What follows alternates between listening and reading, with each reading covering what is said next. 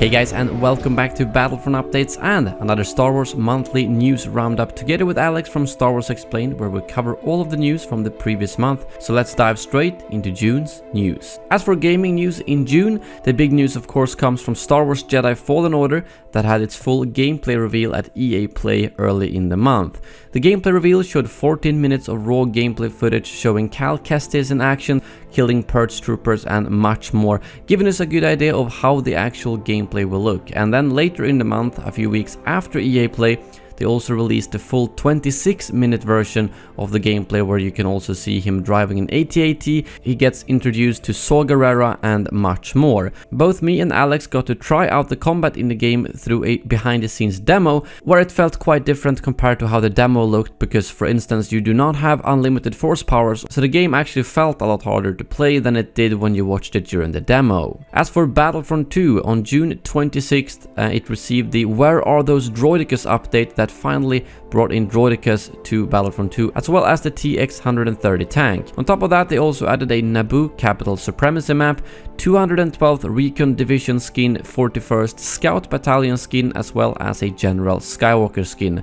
And they also did some hero health on kill card changes, as well as added crouching for blaster heroes. Moving forward, they did announce that Felucia is coming this fall, as well as a PvE mode, both of which we will be getting more details on in August. As for Galaxy of Heroes, the game received a couple of new characters in June, including Shaak-Ti, General Kenobi's Negotiator, Geonosian Brood Alpha, as well as Wat Tambor, all available in the game right now. In Star Wars The Old Republic, game update 5.10.3, the Dantooine Incursion arrived to the game with some in-game events such as the Pirate Incursion, where you could get some unique rewards such as armor sets, Ugnaught companion mounts, and much more. Lastly, during Microsoft's E3 press conference, they announced the LEGO Star Wars The Skywalker Saga game, which will adapt all 9 episodes of the Star Wars saga into one game. And unlike previous LEGO games, you don't have to play through the game through a linear fashion, but you can choose to start the game from any of the main Skywalker Saga episodes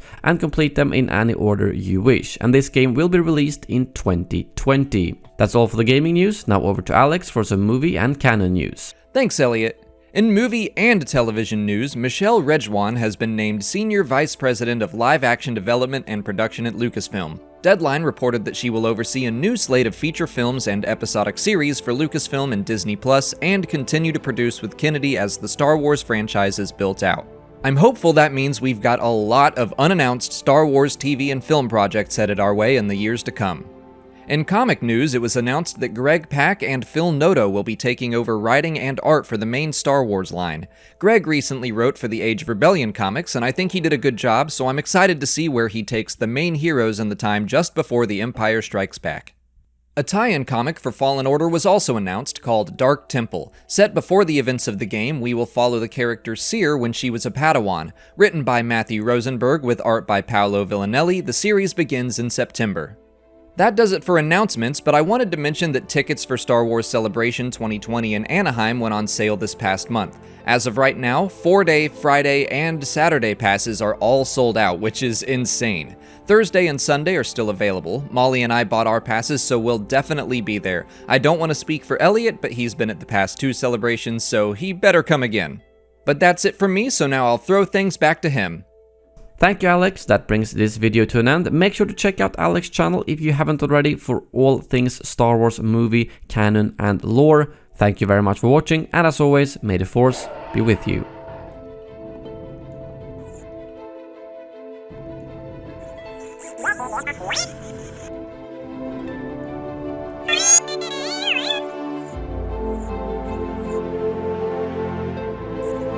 You